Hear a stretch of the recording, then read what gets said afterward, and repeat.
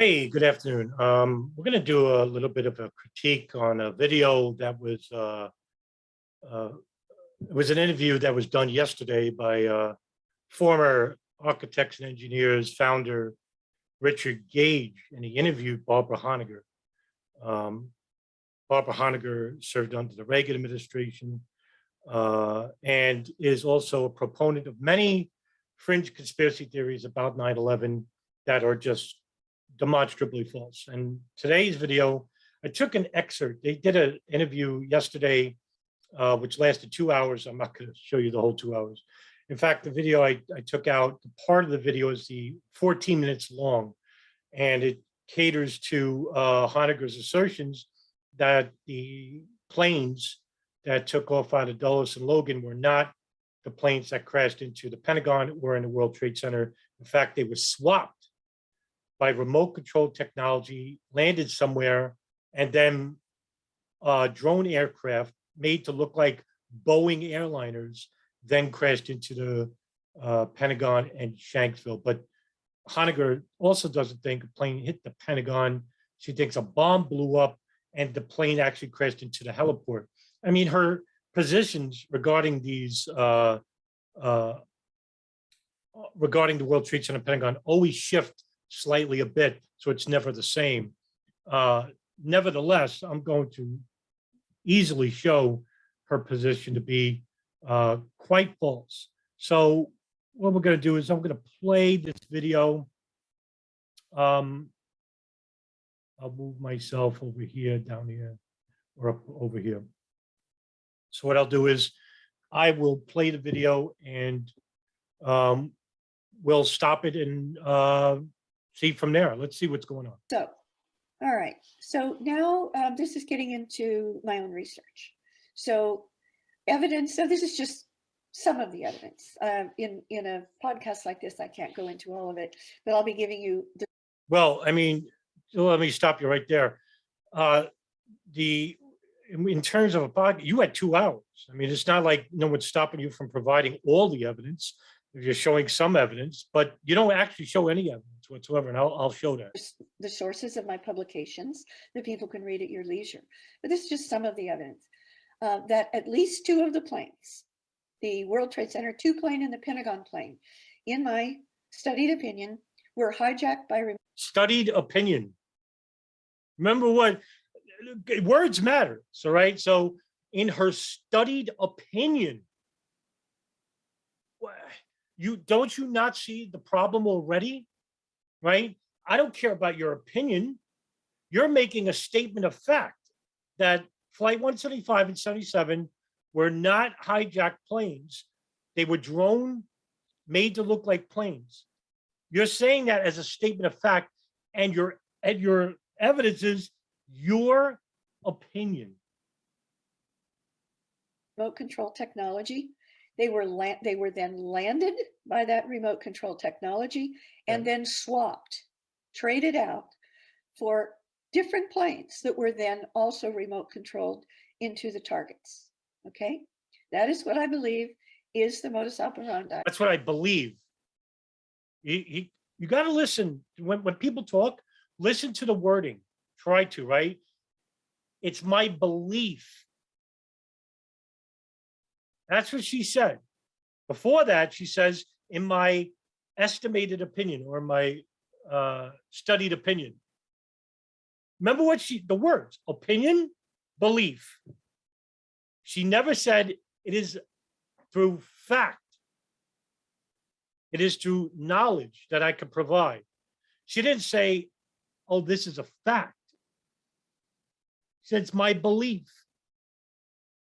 So her statements regarding 175 and 77, she's telling you her opinion. And yet Gage doesn't challenge this because Gage doesn't listen. Of the inside job attacks of 9/11. So what is some of this evidence? What is some of the evidence that the World Trade Center 2 plane, the one called United Airlines Flight 175, that hit World Trade Center 2, was not Flight 175, which is the official story. And that, you see, her again, right? Her opinions and beliefs are going to dictate from now on what she thinks about what happened with 175 and 77. Remember that. And she made this right on the outset. She stated this. That's one of the planes that left Boston Logan Airport originally. All right. There's testimony of multiple witnesses, including two that I know that you know well, Ricky DeSantis. Yeah, we had him on the show. Yeah, you had him Earlier. on the show recently, and I helped you with some of the background information for that. So that includes Ricky DeSantis and his former, one of his former top officers in his company in Wall Street on 9/11, Miriam Baza, who spoke at, I believe it was the 2014 New York City anniversary event. And there are other witnesses, but they are two of those witnesses who've gone on record that the World Trade Center 2 plane was gunmetal gray. It was completely gray. Completely gray, right? That's coming from Eyewitness report, Ricky DeSantis. So what I'm going to do is I'm going to show you what United Airlines plane looks like, right? So I'm going to actually, okay, that's what a United Airlines plane looks like. 175. Dark blue underbelly, gray on top. This is what she thinks. She's telling you that, you know, because the plane was gray, and by the way, plane was reaching up to speeds up to 536 miles an hour. And I think it hit it 563 miles an hour, right? So the plane, when it reached the point of impact, was going up to speeds of 563 miles an hour. Not that the plane was constantly going at that speed, because it wasn't. It only reached that speed seconds before impact, right? And this is what a United Airlines plane looks like. This is what it looks like here, right? So let me blow this up a little bit, okay? This is what 175 looked like before it hit the South Tower. Now they're claiming that this blue underbelly, or right here, this area is a pod. That's what Jason Burmis thinks. This is what Barbara Honegger is asserting in the video, right? What pod? Where's the pod? I don't see it here. Want me to blow it up more? Where is it? Where's the pod? Here's the sun. This is the part of the sun. So that's not part of the pod. Look, see bright lights? That's where the sun is. See this right here? So that's not a pod. There is no pod on this plane. So let's keep going. There has been a professional digital analysis of what appears to be a pod at the bottom of the fuselage of that plane from the video. And of course, a pod under the fuselage is not part of any commercial airliner at all. No, that would be right. As Because definitive, there was none. Because there was none. Here, I want me to show you again? Here. I will share this video. I will screen share the picture again. Here, Flight 175. Where's the pod? If you're saying this right here because this white light is right here, is a pod? No, because that white light's right here, here, here, here. It's the sun hitting the dark blue underbelly. It's coming from a video too. So no, there is no pod. Where do you get that from, right? You just made it up. In fact, just like I said before, when you hear somebody talk, listen to their words, right? At no point did she provide evidence for a pod being on this plane. Now, what she said, she's saying, right? She's asserting that Flight 175 took off out of Logan, okay? At some point, this plane was then landed by remote controlled technology, in which she didn't provide evidence for that either. She just asserted it. And then that plane landed somewhere and it was swapped. Another plane took off, which was a drone aircraft with a pod underneath made to look like a Boeing airliner. Now, drones aren't this big. This is a huge plane. Drones are very small. In fact, the biggest drone in the world, I think, is 61 feet wide. Boeing Airlines is 136 feet wide. And don't quote me on that. I could be off by a couple of feet, but I believe it's like 126 and 134, 134 feet wide. So not only that, she actually thinks that the plane then took off and crashed, and that drone aircraft then crashed into the World Trade Center in Pentagon, or the heliport at the Pentagon. She provides no evidence. What documentation, what eyewitnesses saw a plane take off out of wherever she thinks it took off? She doesn't even explain that. Maybe she will in the video. So let's do that. Let's see if she actually is going to provide evidence for that. Being a true physical object. In other words, it's not just a reflection or some kind of artifact of the video. And that has been done by one of our colleagues in our Europe 9/11 group, as you know.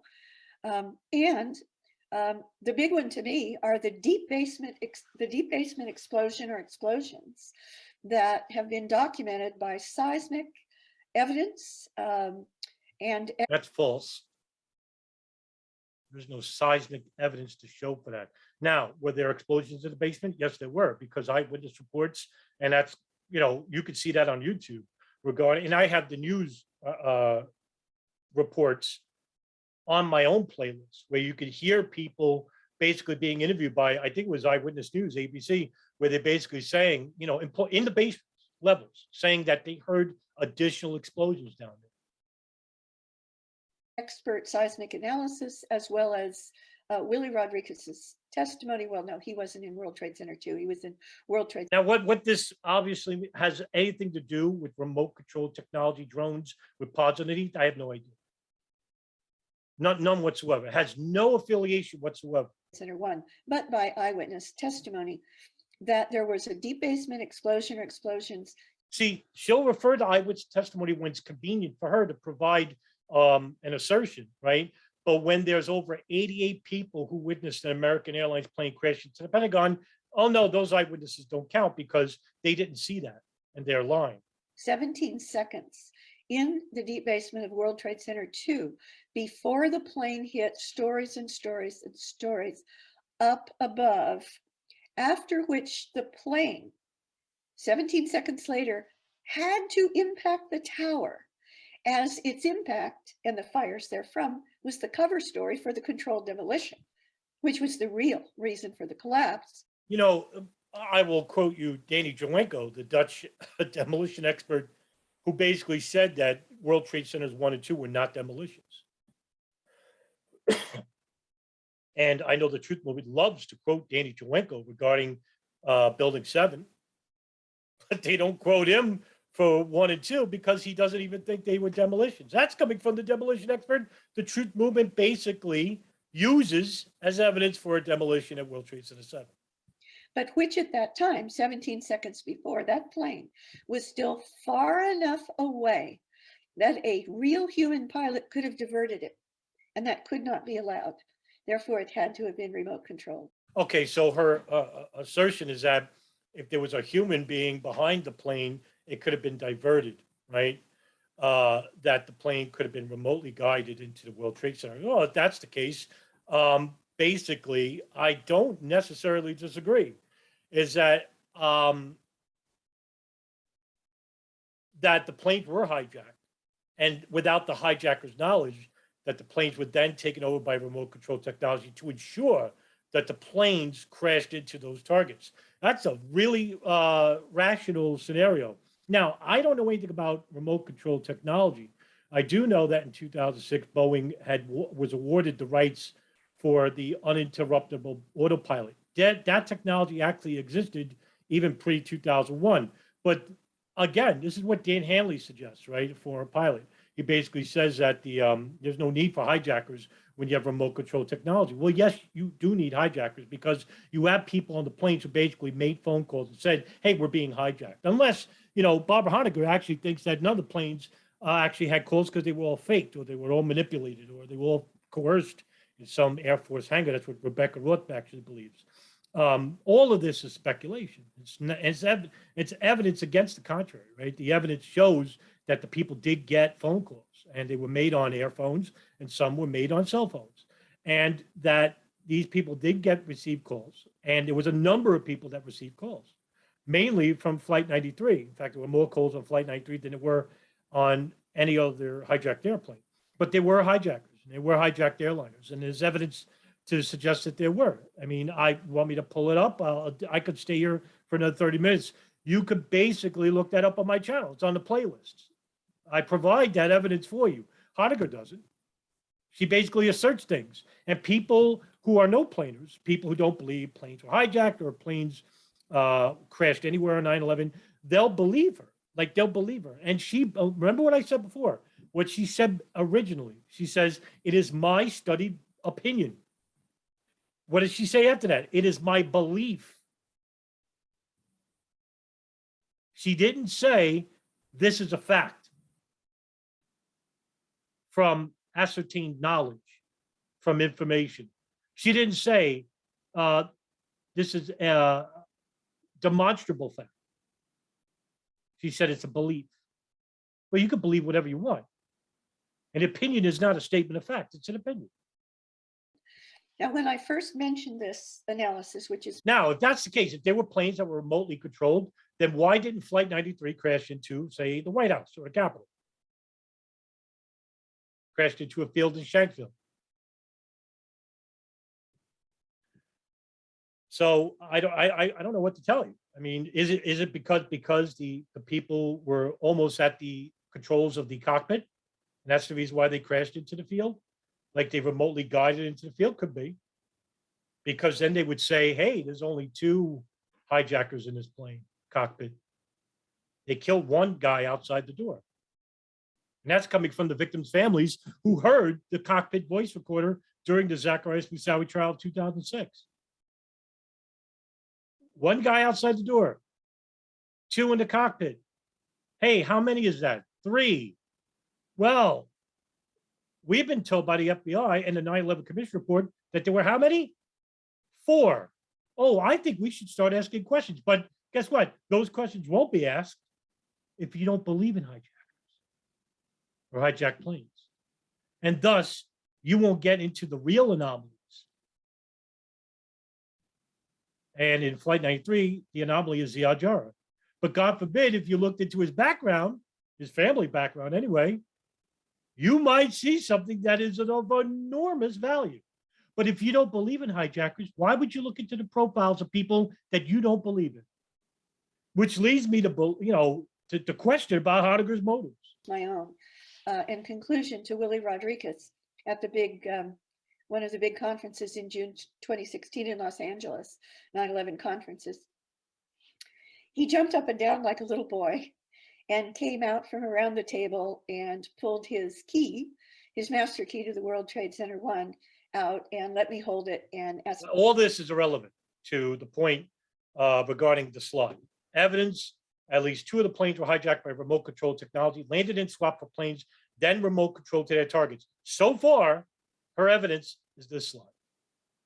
She's not made any references to any links, any articles, any documents, any files. She has not said anything of the sort.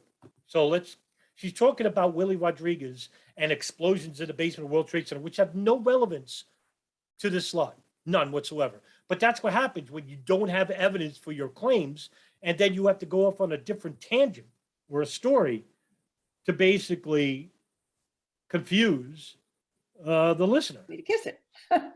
And by the way, incidentally enough, Willie Rodriguez actually blocks people on Facebook if you promote no planes and no hijackers.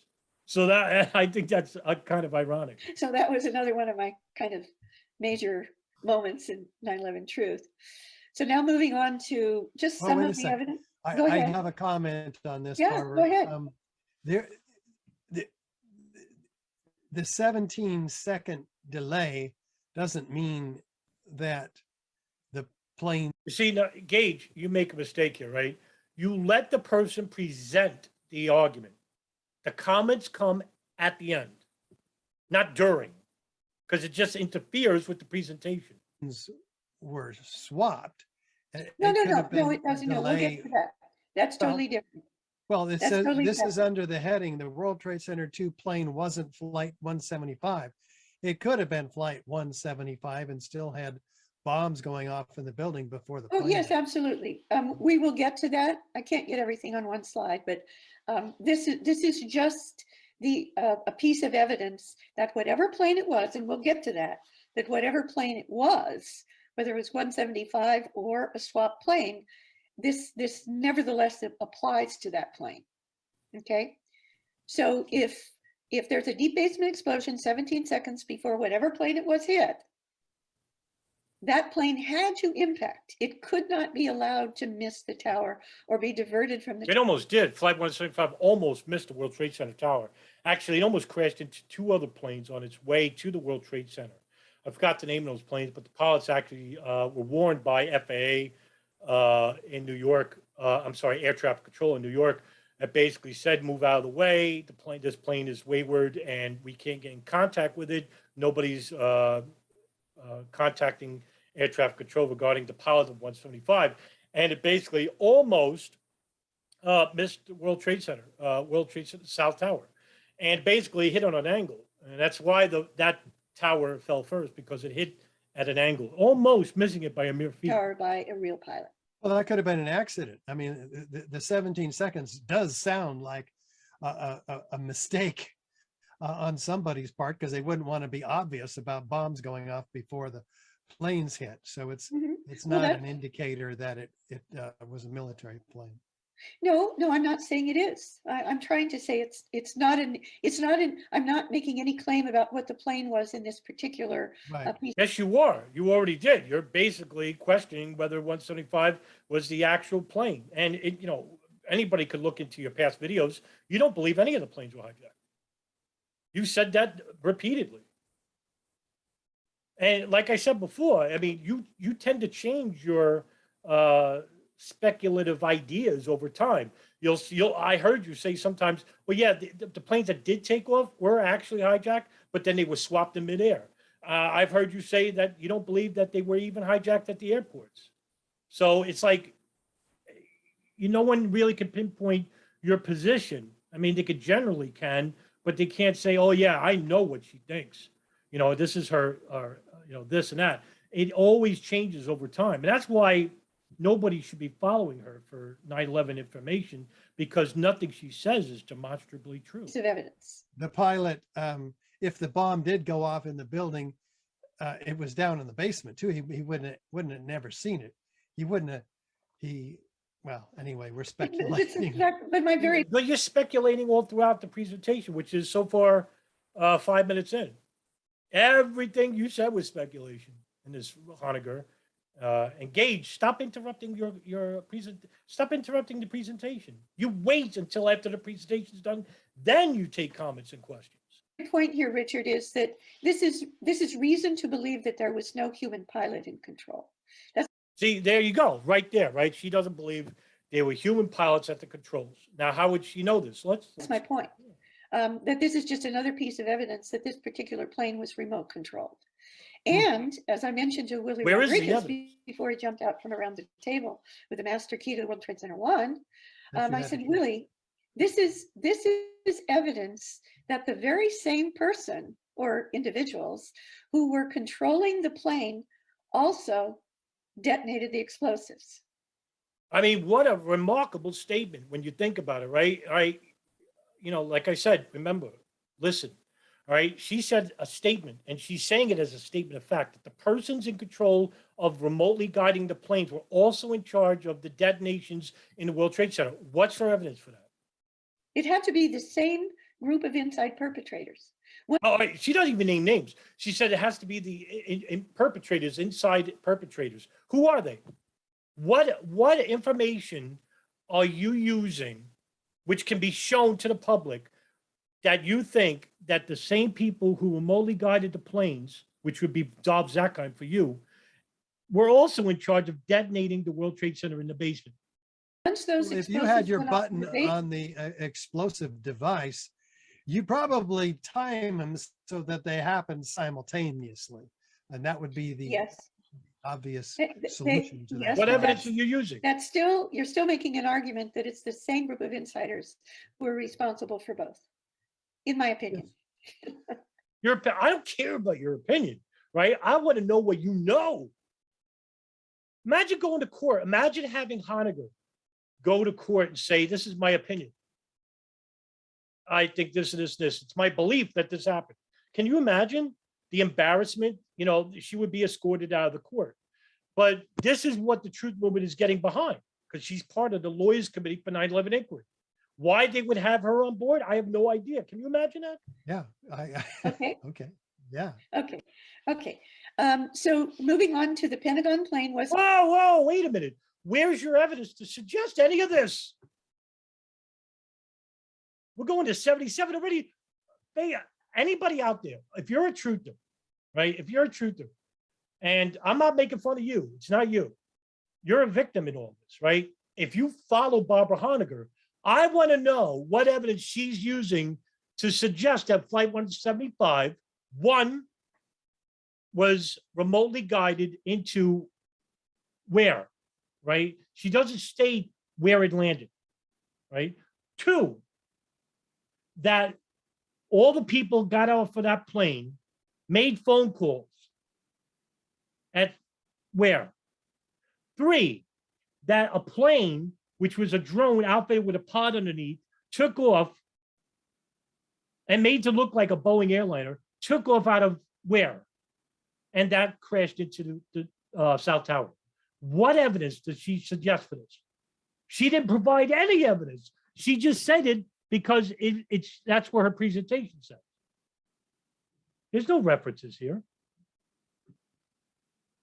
What evidence is she using for any of this? Do you guys question that? Do you question that? If you don't, how do you call yourself a truther? If you don't look at 9/11 like an independent investigator, where you're going to interview people, you're going to look at evidence, you're going to collect evidence and data, and then basically what you don't have the luxury to do is basically say, well, I'm going to interview somebody who wasn't even there and who's going to give me their opinion, because that's Barbara Honegger. She didn't even imply anything about 175 and the swapping of planes with any evidence whatsoever. She just asserted that. That doesn't make you question. Well, then don't call yourself a truther, because you're not. the evidence that the Pentagon plane, this is just some of it, was in Flight 77. And I know that this is, in dispute. And I would like to say here that one of the reasons that the whole discussion about or debate about the plane or no plane or which plane at the Pentagon is happening is because the Pentagon and the government has intentionally withheld the videos that will. What evidence do you have that the government is intentionally withholding video evidence, right? Even let's be honest here. If the government somehow had evidence to show a plane actually hit the Pentagon and they released it, you would actually say, and this is speculation on my part, but I'm almost confident that you would basically say, well, you see, they doctored the video. That's actually CGI. That's what you would probably say. Oh, they implemented the plane, subverted the plane into the video, and you could see it crash into the Pentagon. It's all government affiliated. So, I mean, let's be honest here. You're a no-planer through and through, right? You're never going to change your mind, Honegger, because if you do, you're basically going to get the same treatment afforded to Wayne Costi and David Chandler, who I have no idea why they would even want to be affiliated with you, even in their email exchanges, because you basically led the attack on their person for the last 12, 13 years. And you never made any type of reputation video to Wayne Costi's brilliant 5-hour video showing how a plane actually crashed into the Pentagon. I mean, 5 hours. And you've made no reputation video for that. So your opinions about, Flight 77 are, worthless, because look what you did for 175. You didn't provide any evidence to show that it was actually a drone outfitted to look like Flight 175 with a pod underneath. You showed no evidence for this. Nothing, not even, no pictures, no files, no documents, no eyewitness evidence. You basically said, oh, Ricky DeSantis saw a great plane. United Airlines Flight 175 is dark blue underneath and dark gray on top. If the plane is going 560 miles an hour, yeah, by the time you look up, you're basically seeing a blur. And what are you going to see? A blob of dark blue and gray. Once we get them out. That's your evidence. Information Act request, which the It doesn't take more than 5 minutes to refute anything she says. That's why she won't debate like me or DJ Thermal Deadner or Ryan Dawson. She doesn't debate. She lives on Facebook, and she basically goes to, fringe channels that basically don't care about her evidence or information, right? Because she has none. They all agree on one thing, that, yeah, hey, by the way, we'll believe anything you believe because we hate the official narrative. And to them, the official narrative is only that, 4 planes were hijacked and they crashed into World Trade Center, Pentagon, Shanksville, and there were 19 hijackers in the controls. To them, that's the official narrative. And that's like this much of the official narrative, right? Because they never read the 9/11 Commission Report, which is available on my WordPress, because I'm uploading page by page where you could read it to your disposal at your leisure. Read it. Am I suggesting that that's what happened? No, but I'm providing you a service for free where basically you can understand what they're saying in the 9/11 Commission Report. And it's not just about 4 planes or 19 hijackers. It's about what's not in the report. And that would take time out of your busy day, right? Because you would have to look at documents and files and profiles of people you don't even believe in. If you don't believe in hijackers, then you basically absolved the NSA, the CIA, the Israeli Mossad, the Saudi GID. These are all intelligence services, foreign and domestic, who were monitoring, who were assisting who? The hijackers and their affiliates. And when you realize this, you're basically going to say, wow, what the hell was I believing all these years? And there are some, but it's not like an overwhelming number. But to the 9/11 Truth Movement, how can you even blame them for foreknowledge, let alone complicity for 9/11 when you don't have hijackers? If there's no hijackers, there's no Alex station, which is the CIA virtual station. That means the NSA didn't have a wiretap on bin Laden's phone or in the Yemen hub in Yemen 6 years prior to the events, because that's what they were listening to for 6 years. Who are they listening? If there's no hijackers, then there's no reason to listen to Osama bin Laden and Al-Qaeda, who are blamed for 9/11. They're not to blame.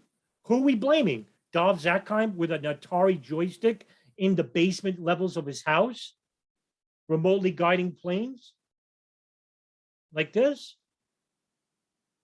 It's infantile. And to the Truth Movement, this is what I'm hoping to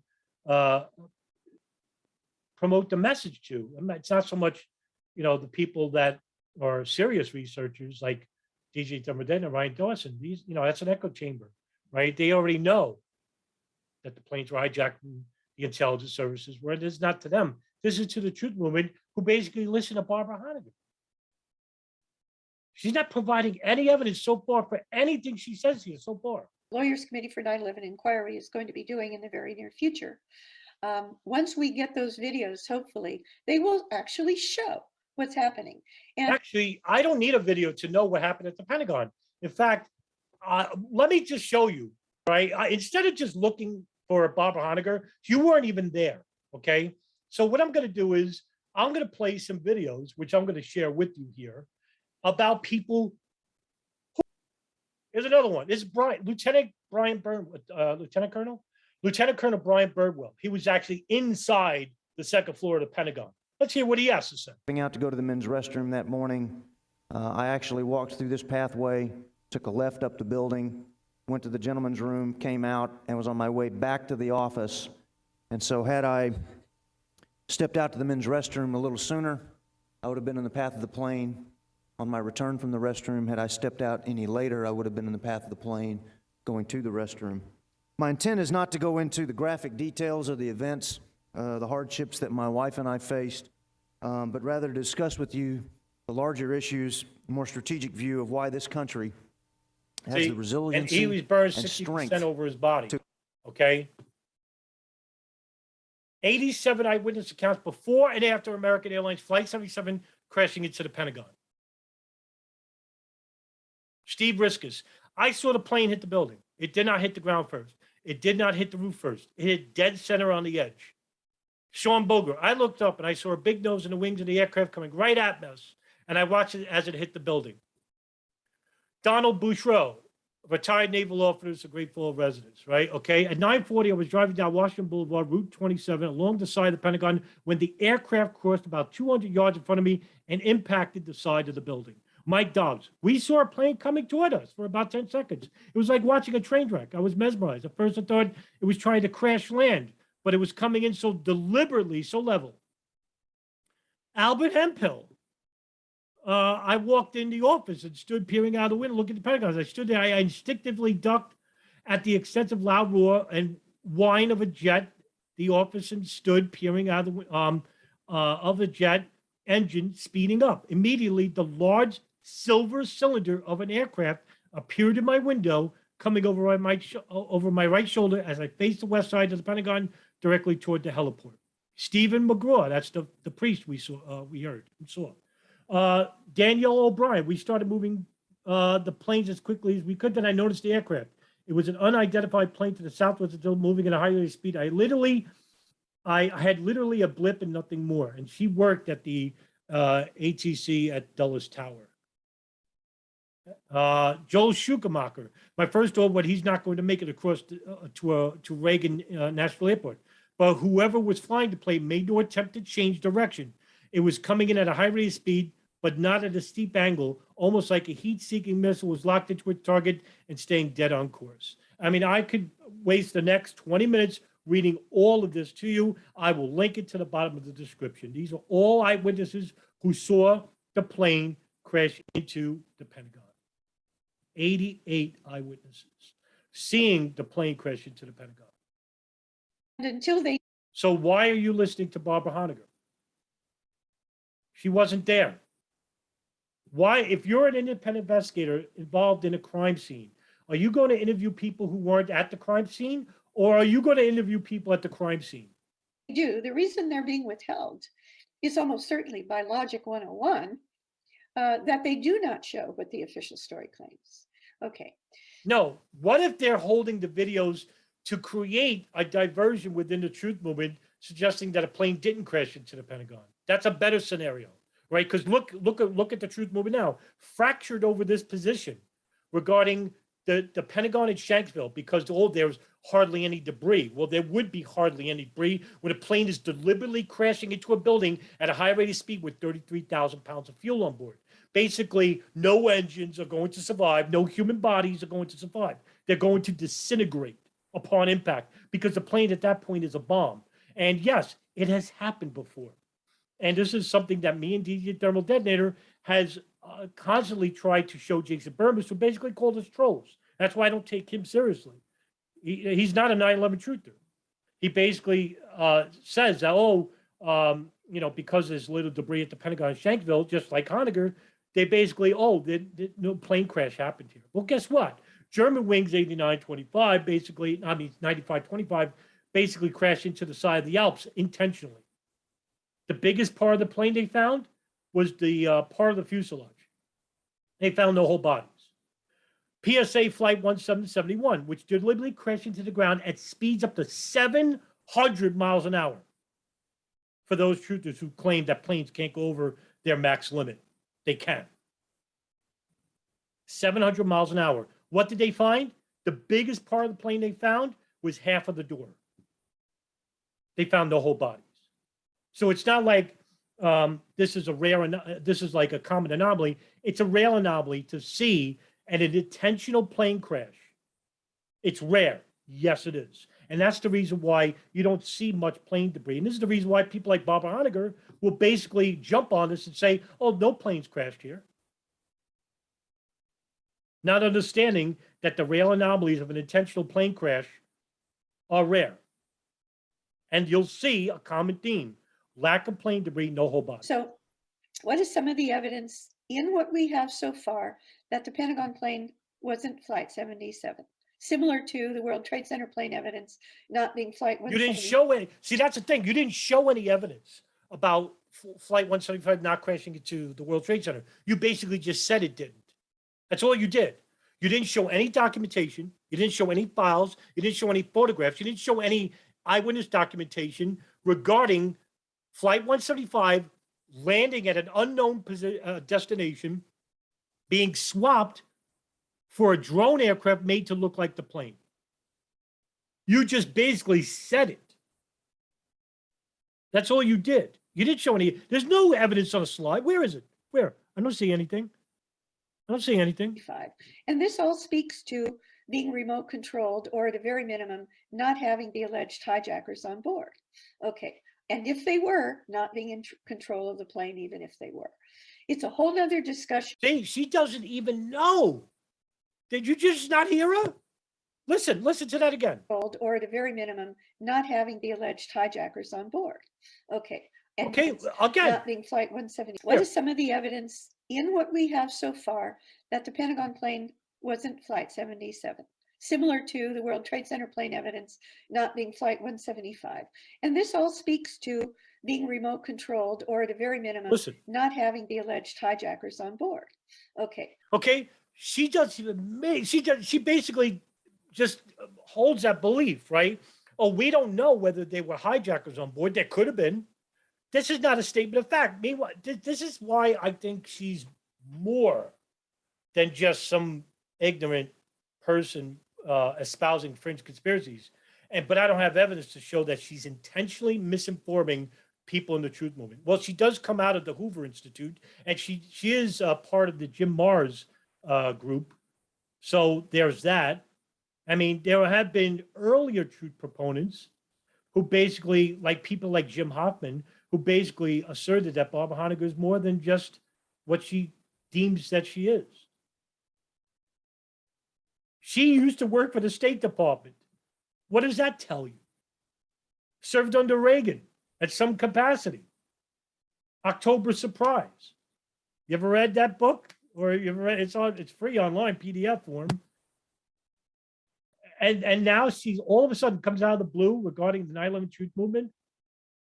And she espouses these fringe conspiracies without any evidence or statement of fact or anything. No documentation, nothing. And people actually believe her because we have so many people in the truth movement willing, desperate to go against the 9/11 Commission report and basically believe anything in contradictory to it. And they won't conduct any type of research whatsoever because it's too time consuming. And basically, they don't dare want to believe that the planes were hijacked. That's all it is, really. And if they were, not being in control of the plane, even if they were. See, she doesn't even dispel the fact that they could have been on the plane and the remote control guidance could have been implemented on the plane. She basically just changes her position time and time again, all throughout this 14-minute video. Amazing. It's a whole nother discussion, the evidence, whether or not the hijackers were on the plane. I'm not going to go into it, but I do. You can't, because basically you basically give that opinion, right? You basically opinionate that, oh, maybe they weren't on the plane. Maybe they were. I don't know. That's basically your whole premise. Your whole premise is that they could have been on the plane, but they weren't in control of the plane. They weren't on the plane because it was remotely controlled. I couldn't tell you, and I don't have the evidence. Oh, I may have the evidence, but I can't go into it with the amount of time allotted to me in the presentation. Get an hour and a half. And so far, everything you said regarding flights 175 and 77 is basically speculation, your opinion, your belief, which you said on the outset of the video. This is your studied opinion. That's not my words. That's your words. It is my belief. That's not my words. That's your words. You said that, Barbara Honegger. To refer you to an excellent book called Hijacking America's Mind, I believe it's called, by Elias David. Hijacking what?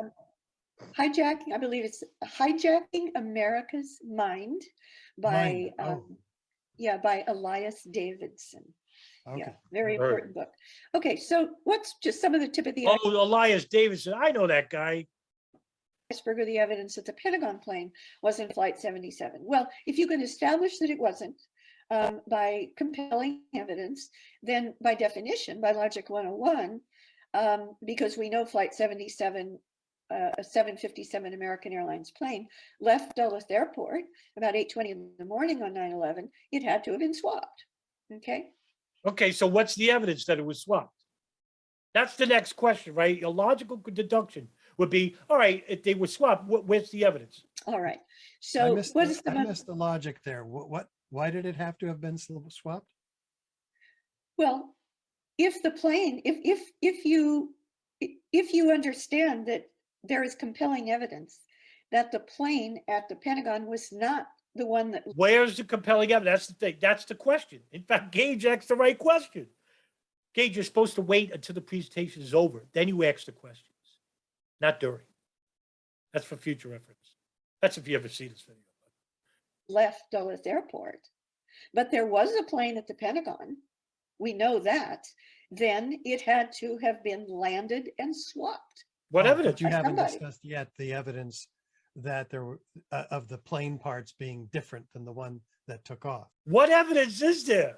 And I mean, everyone's saying you should be screaming at this, right? No, and I'm not going to get into that. I'm going to Okay. Oh, of course not. Of course you're not, right? So I'll show you evidence that the plane that took off out of Dulles actually was the plane that crashed into the Pentagon.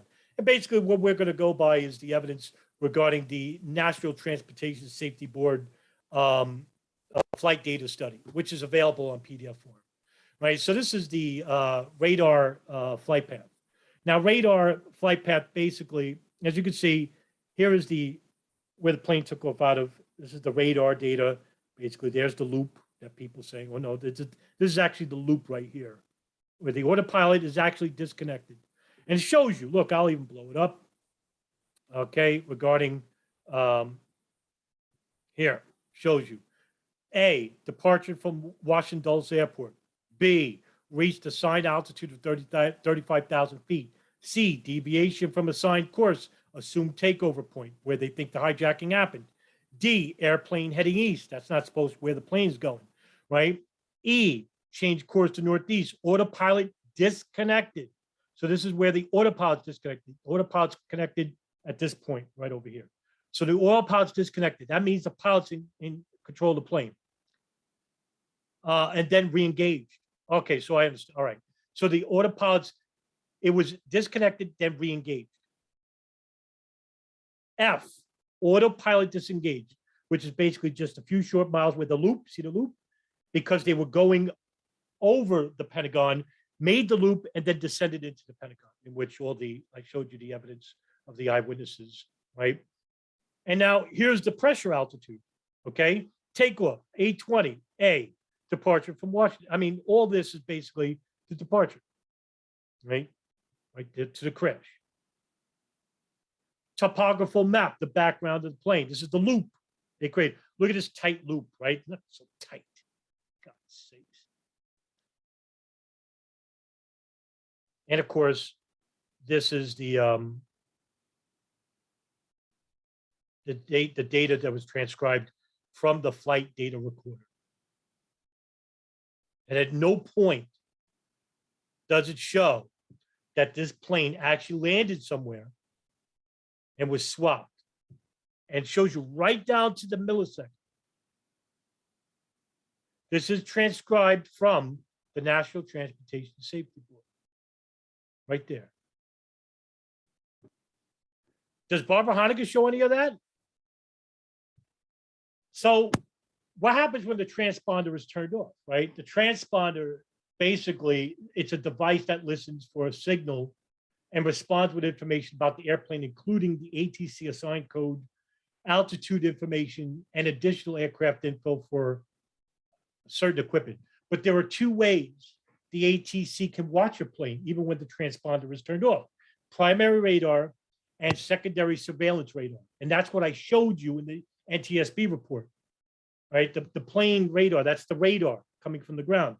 Now the transponder is interrogated by the secondary radar, and then the response is listened for, right, from the ground. Even with no transponder, the aircraft could still be tracked by its primary radar from air traffic control. They could still see the plane, but you can't see the altitude, right?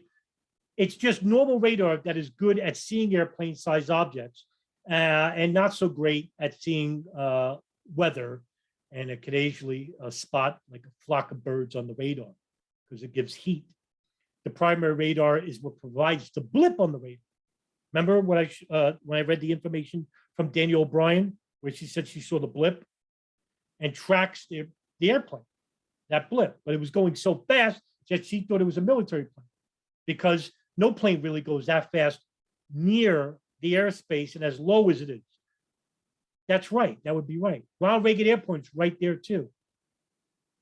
And the plane was going so fast, it wasn't like it was landing. The problem with radar is that it only works so far from a radar transmitter. And the further away you are, the higher you are, you must be seen by the radar. But this plane wasn't so high. It was low. And so that's where Barbara Honegger gets basically everything wrong, is that basically she just asserts things and she doesn't show you evidence for anything she suggested. I just did. And it contradicts everything she says about 77. She just said that 77 doesn't fit the markings of what happened at the Pentagon. And that reason alone is the evidence that the plane was swapped. That's her evidence. You believe that? For people to my behind the smoke curtain. You're this just is- saying, if that's the case, then certainly Yes. it Yeah. would mean they were swapped. Okay. Yes. Well, by definition, if the plane that left the airport is not the one that ended up at the Pentagon, it was That's a swapped. big if, though. Gage is actually asking good questions. Right, that's a big if. You're damn right.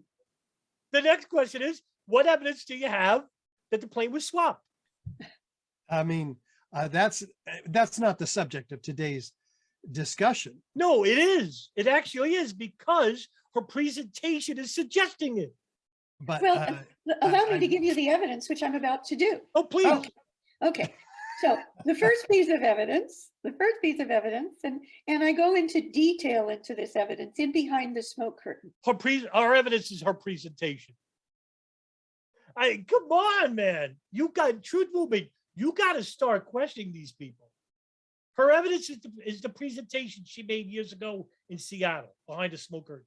Which is on YouTube, and it is my major documentary on the It's a 3-hour presentation. So my evidence for showing that the plane was swapped and it wasn't Flight 70 crash from Pentagon is my presentation. Go watch it. Can you imagine this? Can you imagine going to court suggesting that? Your Honor, Flight 77 didn't crash the Pentagon. It was swapped. The plane was swapped for a drone made to look like Flight 77. The judge says, what's your evidence, right? Well, my presentation, go watch it. I mean, wow. Pentagon attack. But anyway, this is just a few of the tips of the iceberg from behind the smoke curtain. First, FAA's own Indianapolis air traffic control radar operators saw the blip of Flight 77 descend at least 6,000 feet before the turn back east. That's right. I just read you that report from Daniel O'Brien. She basically says that the blip she saw, because the transponder is turned off, which I showed you with the radar, the cockpit, the NTSB report, right? I just showed it to you. I even provided the description. Okay. You can read it for yourself. She basically says the blip was basically the plane, but it was going so fast because at that altitude, planes are usually landing because Ronald Reagan Airport's right there. But this plane was going so fast, so she basically thought it was a military plane. I bet you that's what she's going to say. And reported the same to Air Force Search and Rescue. However, the official radar does not have that very plane, its blip, descend until after the turn back east, and because the same physical plane cannot do both. Why? No, that's not what Daniel O'Brien said. And, you know, I'm going to have to read you her quote. All right. And this is a problem with people like you, Barbara Honegger, because you take people out of context. Okay. So I'm going to read you an ABC News report. The air traffic controls recall 9/11. Okay. So I'm going to share a screen you this report. Okay. So here it is. Okay. Air traffic controls recall 9/11. Air traffic controller Daniel O'Brien is now ready to talk about September 11th. This report is January 6, 2006. It was a normal day. It was a beautiful day in the Washington, D.C. area. Crystal clear. It was a nice temperature. But it was also a day when O'Brien's calm demeanor handling aircraft at Dulles International Airport in Virginia would be put fully to the test. Okay. She was assigned to the radar room, and at 8:25 a.m., she handled the routine on-time departure of American Flight 77. The plane that 1 hour and 12 minutes later would crash the Pentagon. She finished her instructions by saying, "Good luck." It's chilling. It's chilling, she says. I usually say good day as I ask an aircraft to switch to another frequency or have a nice flight, but never good luck. Okay. John Carr, president of the National Air Traffic Control Association, said he learned what was going on just before the second plane hit the tallest building in New York. At Dulles Tower, O'Brien saw the TV pictures from New York and headed back to her post to help other planes quickly land. Right? O'Brien asked the controller sitting next to her, Tom Howell, if he saw it too. What did he see? Let's go back. We started moving the planes as quickly as we could. Then I noticed the aircraft. It was an unidentified plane to the southwest of Dulles, moving at a very high rate of speed. I had literally a blip and nothing more, right? Because the transponder is turned off. She doesn't know the markings of the plane. It basically just shows the plane, Flight 77, as radar, right? Oh my God, it looks like it's heading to the White House. I was yelling, we've got a target heading right for the White House. At a speed of about 500 miles an hour, the plane was heading straight for what is known as P-56, Protected Airspace 56, which covers the White House and the Capitol, not the Pentagon. That's what truth movers basically say. Oh, that airspace is protected. No. Air protected airspace, because Ronald Reagan Airport's right there. The speed, the maneuverability, the way he turned, we all thought in the radar room, all of us experienced air traffic controllers that was a military plane. You don't fly a 757 in that manner. It's unsafe. She won't say that. Honegger's not going to say that. She basically will only concentrate on this because she's taking it out of context. That's what we get from a military plane. That's right. You would get that from a military plane because it's going at a high rate of speed. A commercial aircraft doesn't fly 500 miles an hour at low altitudes of 3,000 feet right near the airport. They're basically trying to land. This plane is trying to crash. What does she say? You don't fly a 757 in that manner. It's unsafe. Exactly right. Because guess what? The pilot of Flight 77 didn't care about safe or safety. He was intentionally crashing the plane, killing everybody on board. But Barbara Honegger won't tell you that. She'll basically take people's words out of context. She won't tell you what she said at the end there. The same physical plane cannot be seen on radar to both. Why can it not be seen on radar? It actually is seen on radar. Okay? It actually can be seen on radar. It just isn't identified as Flight 77 because the transponder is turned off. But the radar can track from the plane at the moment of takeoff to the destination. That's what the radar track shows. And that's what's in the National Transportation Safety Report, which you didn't care to read. You basically took Daniel O'Brien out of context and basically said the radar report is wrong without showing any evidence of why it's wrong. Descend before the turn, and also descend only after the turn to keep its high altitude and descend only after the turn, according to the official radar. So one No, that doesn't what the official radar doesn't suggest any of that. And I'm going to provide it in the description box where everybody can see. From the moment of takeoff to the impact of the Pentagon. It doesn't show the plane actually landing anywhere. It doesn't show the plane actually making that close return at a high altitude that you suggest. of them or both are wrong. But No, you're wrong. I showed it in this video. I showed it where you're wrong. the evidence is overwhelming to me that the But and again, if you're a truther, you're sitting there, all right, so where's this documentation that she's showing? Oh, wait, her documentation is the presentation she made in Seattle in 2013 behind the smoke curtain. Holy mackerel, guys. Gene Laratonda, Sandra Jalami, you guys, this is who you back. This is who you listen to, right? Because this is all we got in the lawyers committee. We got to be behind these people. Therefore, the truth. No, they're not. No, they're not. It took me literally, seconds to show that she's wrong. I provided documentation. I could provide files. I could provide eyewitness evidence for the evidence, which is contradictory to her assertions. Remember what she said at the beginning of the video. Again, I sound like a broken record. It is her studied opinion. It is her belief. official radar is wrong. Another piece of evidence, American Airlines' own press release that they put out on or shortly after September 14th, 2001, right after the alleged Flight 77 black boxes, the cockpit voice recorder and the flight data recorder, those two so-called black boxes that are actually bright orange, were found allegedly in the Pentagon rubble. They weren't allegedly found, they were found. It's reported by the people who found them. In fact, it was an Arlington County firefighter and a EMS that basically found it, Brian Morovitz and Carlton Berghammer. They actually found the cockpit voice recorder. The flight data recorder. The cockpit voice recorder was badly damaged. Couldn't get any information from it, but they found the flight data recorder, which is what the National Transportation Safety Report, which I showed, is from. American Airlines put out It's not alleged. It was actually found.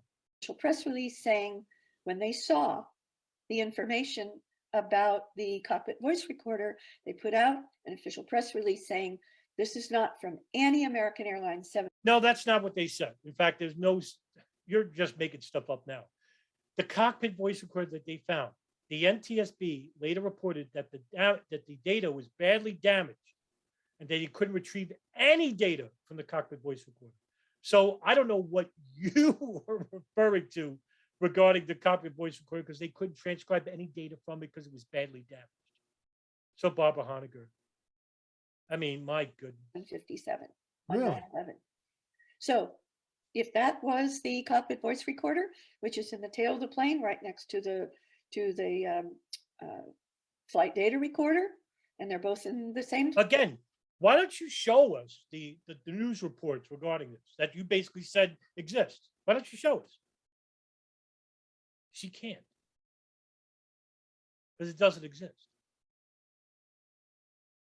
And this is the same claim made by Rob Balsamo and Pause for 9/11 Truth. They basically say, they found that the transcription of the flight data recorder and the cockpit voice recorder doesn't match Flight 77. No, they basically just made it up.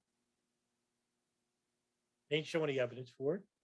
That's why they haven't been relevant since 2012, 11, 10 years ago. If their website, dead. I think Rob Balsamo, he died last year too. So the people running those forums, basically they're not providing anything new. Barbara Honegger isn't providing anything new. You can't take anything they say to a court of law because everything they say is basically either fictitious or it's just demonstrably false. Plane, then the flight data recorder wasn't from Flight 77 either. So she's basically saying that the cockpit voice recorder, which by the way was badly damaged, they didn't get any data from it. By default, the flight data recorder is false. You have to start, if you're in the truth movement, you basically have to start questioning the motives of Barbara Honegger. All right, Interesting. that's number two. Number three, and this is just the last tip of the iceberg. The very first violent event at the Pentagon, there is overwhelming evidence, in my opinion, was See, right. See, overwhelming evidence, in my opinion. Let me repeat. Let's that's repeat. number two. Number three, and this is just the last tip of the iceberg. The very first violent event at the Pentagon, there is overwhelming evidence, in my opinion. There's overwhelming evidence, in my opinion. Oh my God, she's basically telling you that the evidence is basically my opinion. Right there, that's a full stop. Anything she says from this point on has to be taken with a huge, gigantic, granular grain of salt. Opinion was at 9:30. That's almost 8 minutes before the official story. 6. So, again, are you going by April Gallup? She wasn't even outside the building. She was inside the building. And she sued American Airlines and Osama bin Laden in her second lawsuit. And why did she do that? Well, according to her, basically, this is a quote, I got to cover my ass and look out for my kid. Impact time of almost 9:38, 9:37 and 46 seconds. And it was due to inside pre-placed explosives, which is the real story also at the World Trade Center. All right. Now, What evidence? Where is the documentation? Where's the files? Where's the eyewitness evidence? Where's all this photograph? Anything? Or do we have to go back to your presentation, which is 3 hours long? at 9:30 in the morning, the incoming plane that is held by the official story to have been flight. Which is not backed by any type of documentation, right? So the plane, Flight 77, actually impacted into the Pentagon 9:36. Was it 9:37 and something seconds? All right. Now, for her evidence, she actually shows the one clock that was off by like a couple of seconds. But there's another clock which she doesn't show that basically stopped at 9:36. She won't show you that clock. Like clocks, these wind-up clocks, they can't be wrong by a couple of minutes. And the radar and the NTSB report and the flight data reports basically all suggest the plane crashing at 9:37. 77 was still at least 30 miles from Washington, D.C. and the Pentagon. It was only immediately after that first violent event at the Pentagon at 9:30, which was inside. Which is not reported by anybody, not a single person. April Gallup claims to have said, oh, there was an explosion out of my computer when I turned it on. Guess what? That's not backed by any eyewitness, independent eyewitness report. In fact, the eyewitness reports I'm going to provide below, you can read all their reports. There's no initial explosion before the plane hit the Pentagon. Nobody reports this. Nobody in the Pentagon reports this. Nobody. Of the West Wall that stopped April Gallup's major 9/11 Pentagon witness, stopped her wristwatch at exactly 9:30, and she's kept that wristwatch in her safe deposit box for evidence when it goes to court. And guess what? She basically tried to sue Donald Rumsfeld, George Bush, Joint Chiefs of Staff Richard Myers, and in an initial lawsuit, and in her second lawsuit, she added Osama bin Laden and American Airlines because she's got to cover her ass and look out for her kid. And both lawsuits were thrown out. In fact, they were such frivolous lawsuits. The judge regarding the second lawsuit basically fined her lawyers for producing such a ridiculously frivolous lawsuit. That was 2012. So there's no future lawsuits from April Gallup. So I don't know what Barbara Honegger is asserting. It was immediately after 9:30, not after the official story alleged impact time, that major government, military, and airline responses took place. Just after that, for instance, the Secret Service, right after that, finally rushed Bush out of the Florida school in an emergency basis. Right after that, all United flights were suddenly ordered to land. No, that's not what happened. My goodness. So after the attack of the South Tower, basically Bush was ushered into a separate classroom where he saw the TV, and basically they left the school.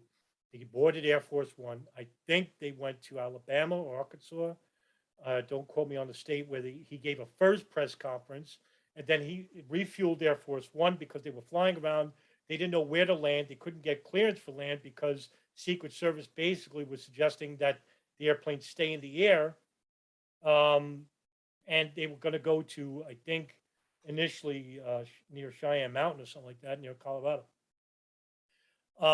But Bush wanted to go back to Washington, D.C., and they said, no, it's too dangerous because, Flight 77 crashed into the Pentagon. So they basically evacuated the Pentagon initially. They evacuated the Capitol. They evacuated the White House because these were all targets that were reported to have been targets in the years prior to 9/11. So they basically got out of the of these areas, and basically Bush couldn't land anywhere. And that's the conspiracy, right? Because if he can't land anywhere and he can't talk to Vice President Dick Cheney because the phone call kept coming in and out, and there wasn't a consistent phone call, they couldn't give a true shoot down order, even before Flight 77 hit the Pentagon. There's your continuity of government, right? Because guess what? Vice President is not military authorized at the chain of command in the military to authorize a shoot down. Without, it goes by the president and then the Secretary of Defense and then the Joint Chiefs. If the continuity of government is broken. With Bush out of the picture and Rumsfeld outside helping people at the Pentagon, guess who's in charge of the country? Dick Cheney. He's at the PIOC. Bush lands, it's much too late because all the planes crashed everywhere, and the shoot down order was given at 10:36. But according to Norman Mineta and according to Andrew Card, who at the PIOC, I mean, not Andrew Card, Baker, the highest ranking White House official, Douglas Baker, I think, White House chief of staff, he heard Cheney basically say on the phone, and this is 9:30, I think, at this point, where he says he's going to give a shoot down order. That didn't come from Bush. So he broke the chain of command. You ain't going to hear that from Barbara Honegger. And American Airlines Flight right after. And right after that, the New York Stock Exchange was ordered closed down. And you can see a lot more of this evidence of everything that happened right after that first explosion inside. What does the stock exchange have to do with anything happening at the Pentagon? Outside ring of the Pentagon at 9:30 that stopped April Gallup's watch. You can see all of those 9:30 entries, or right after 9:30 to 9:32 entries in the terror timeline on pages 413 to 416. Wrong. So everything you basically said in this video was your studied opinion. You said that twice. And you showed no documentation, no news articles, no files, no pictures, no eyewitness evidence. I did. And it was easy to do. Relatively easy. Anybody could do it.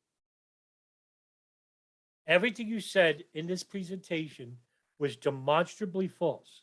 And the assertions you made, basically, some of them you basically just made up. Some of them was just plain disinformation. You basically took people out of context, like Daniel O'Brien, and you basically referred to April Gallup, who in her second lawsuit sued Osama bin Laden and American Airlines. Why would she sue Osama bin Laden and American Airlines? She doesn't believe a plane at the Pentagon. I mean, at this point in time, why would we believe anything you say, Barbara Honegger?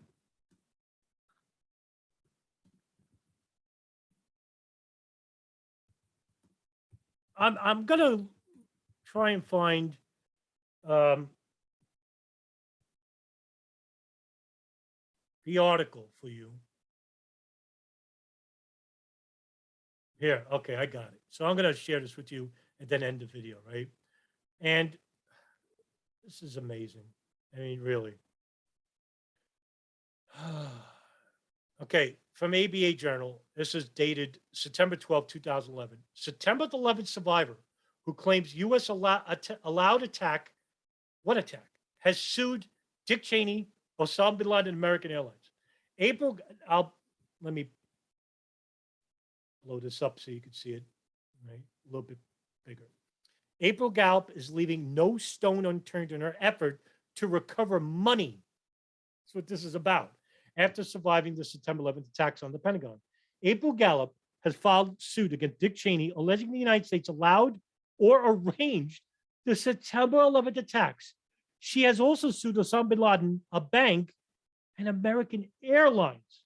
Why would she sue bin Laden and American Airlines if she doesn't believe a plane hit the Pentagon or that Al Qaeda, who hijacked the planes,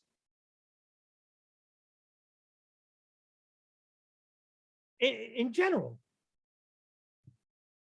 Listen to what she says. Gallup has pushed the button to turn on a computer when the plane hit the Pentagon.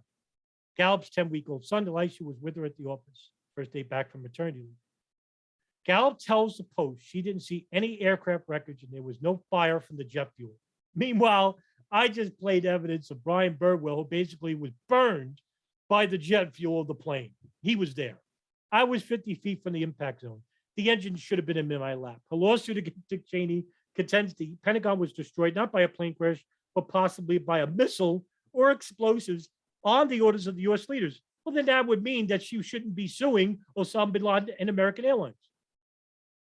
However, Gallup has sued several Muslim defendants, including Osama bin Laden, as well as a bank accused of laundering money for terrorists. She is in negotiations to settle a suit against American Airlines. She defends the suit against Americans, although she doesn't believe it's played at the Pentagon. Why? Why is she suing it? This is her reason. If there are claims out there that these things took place that day, the airlines are liable, she tells the Post. If they are liable, I'm one of the victims. I have to do that for my son. Bingo. Because what she's doing this for is money. And what she says regarding, oh, I don't think a plane hit the Pentagon, the engine should have been in my lap. But if there are other theories out there that could be true, like the plane actually crashed in the Pentagon, hey, that involves me too, because, hey, I'm a survivor.